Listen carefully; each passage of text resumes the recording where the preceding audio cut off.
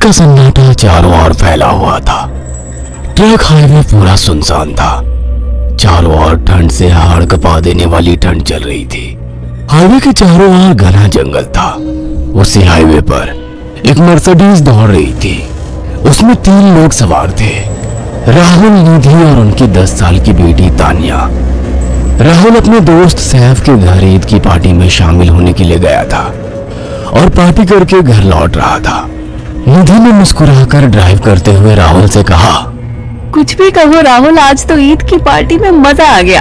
हाँ, मेरा दोस्त बहुत ही बिंदास और हंसी मजाक करने वाला व्यक्ति है। मैंने देखा उसके घर पर शहर की एक से एक बड़ी हस्ती थी, मगर फिर भी वो उन सबको इग्नोर करके हमें इम्पोर्टेंस दे रहा था।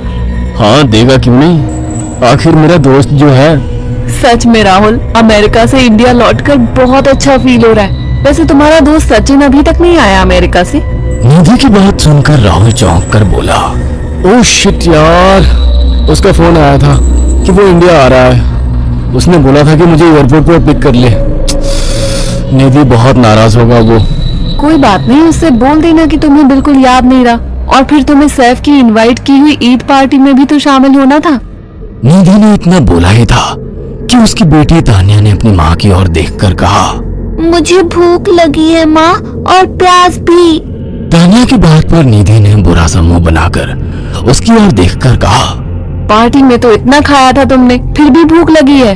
निधि की बात पर तानिया ने मासूम सा चेहरा बनाकर कहा, कोई बात नहीं मम्मी, मुझे पानी ही पिला दीजिए। कितनी बार बोला है मुझे मम्मी मत बोला करो। पानी अभी नहीं है, आगे जाकर कोई शॉप पड़ेगी तो बोतल खरीद के दे दूंगी। निधि की बात पर राहुल ने मुस्कुराकर कहा, छोटी बच्ची है निधि, इतना नाराज होना सही नहीं है। राहुल ने इतना कहा ही था कि अचानक एक काली परछाई राहुल की कार के सामने आकर खड़ी हो गई। राहुल के पैर अचानक ब्रेक पर पड़ गए। गाड़ी तेज रफ्तार में थी। ब्रेक अचानक लगने से पलटते पलटते बाल बाल बची थी। राहुल के चेहरे पर भयानक ठंडी में भी पसीने की बूंद टपकने लगी। वो दोनों कार से बाहर निकल आए। निधि ने डरते हुए कहा, आखिर कौन था ये? हाँ, ऐसा लगा जैसे कि कोई भयानक काली परछाई मेरे कार के सामने आकर खड़ी हो गई हो। वह दोनों काली रात के सन्नाटे में इधर उधर देखने लगे। तभी निधि को एक घने पेड़ के पास 2 चमकीली हुई आंखें दिखाई दी। उसकी आंखें बिल्कुल भेड़ियों की तरह लग रही थी। निधि ने चीखते हुए राहुल से कहा, राहुल देखो कौन है वो, जल्दी से गाड़ी में बैठो, मुझे बहुत डर लग रहा है। राहुल ने उस तरफ देखा तो उसके रोंगटे खड़े हो गए। वो दोनों गाड़ी के अंदर बैठने ही वाले कि अचानक एक अजीब सा चेहरा वाला भयानक सा आदमी बिजली की रफ्तार से उनके सामने आकर खड़ा हो गया। राहुल ने देखा कि उसका चेहरा बिल्कुल सड़ा हुआ था और उसकी आंखें भेड़िए की तरह चमक रही थी। उसके लंबे लंबे बाल उसके कंधे तक आ रहे थे और उसके दांत भेड़िए की तरह बाहर की ओर निकल रहे थे। हाथों की जगह नुकीले पंजे थे। राहुल को देखकर अजीब से अंदाज में हंसने लगा, मगर जैसे ही राहुल की नजर उसके कपड़ों पर गई, राहुल की आंखें फटी की फटी रह गई। वो हकलाते हुए बोला, भाईजान, भाईजान, मुझे माफ कर दो, मुझे छोड़ दो। राहुल ने इतना कहा ही था कि अचानक उस अजीब से देखने वाले भयानक आदमी ने अपने पंजों से राहुल की गर्दन कसकर पकड़ ली और एक ही सेकंड में उखाड़ कर जमीन पर फेंक दी। राहुल के धड़ से लाल रंग का खून का फुहारा फूट पड़ा। इस भयानक मंजर को देखकर निधि के गले से एक जोरदार चीख निकल गई।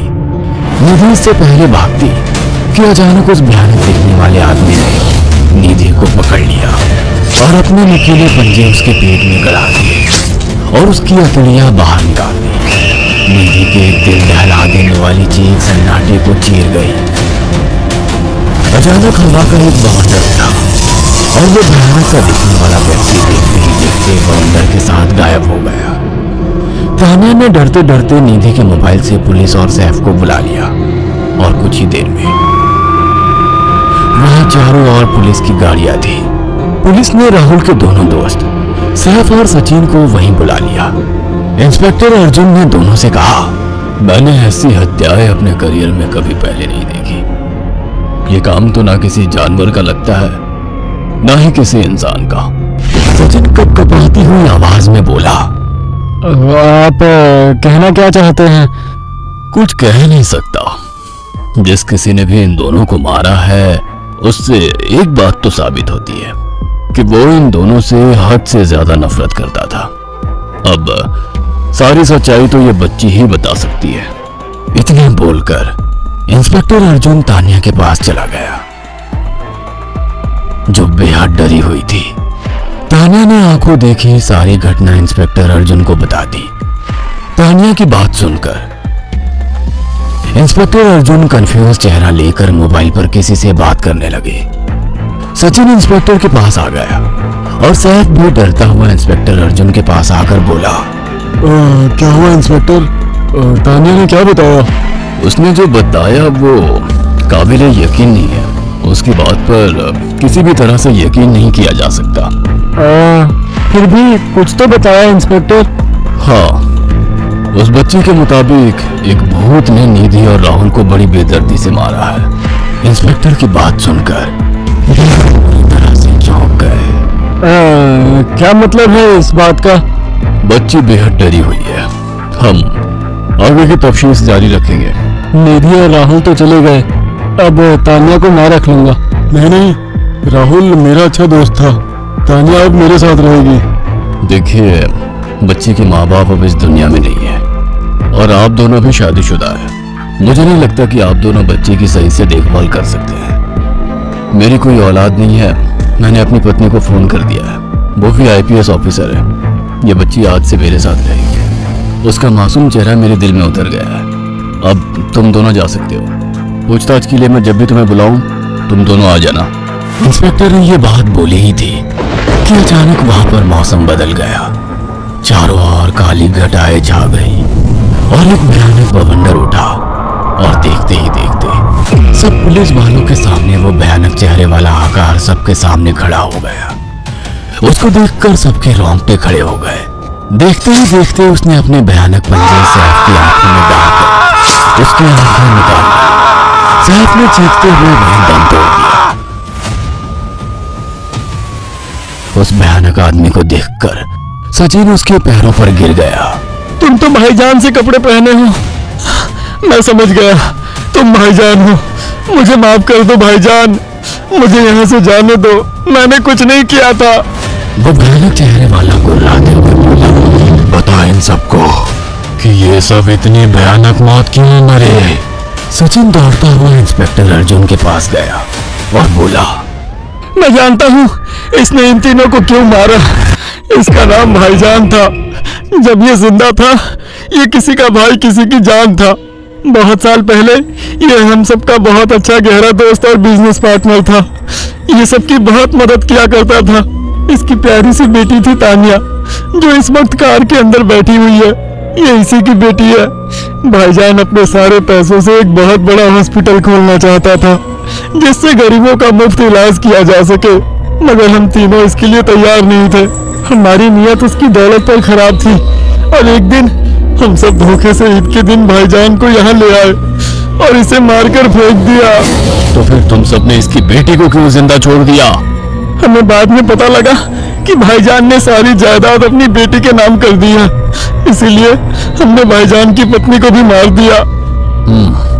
और तानिया का तुम 18 साल की उम्र पूरी करने का इंतजार कर रहे थे ताकि सारी जायदाद अपने नाम करा सको और बाद में उसे भी ठिकाने लगा सको। इसी के लिए तुम दोनों इस मासूम बच्ची को अपने साथ रखने की जिद कर रहे थे। जी, आपने बिल्कुल सही कहा। हम तानिया को भी इसी जगह लाकर मार देते। सचिन की बात सुनकर इंस्पेक्टर अर्जुन की आंखों में खून उतर आया। इंस्पेक्टर अर्जुन के कुछ कहने से पहले ही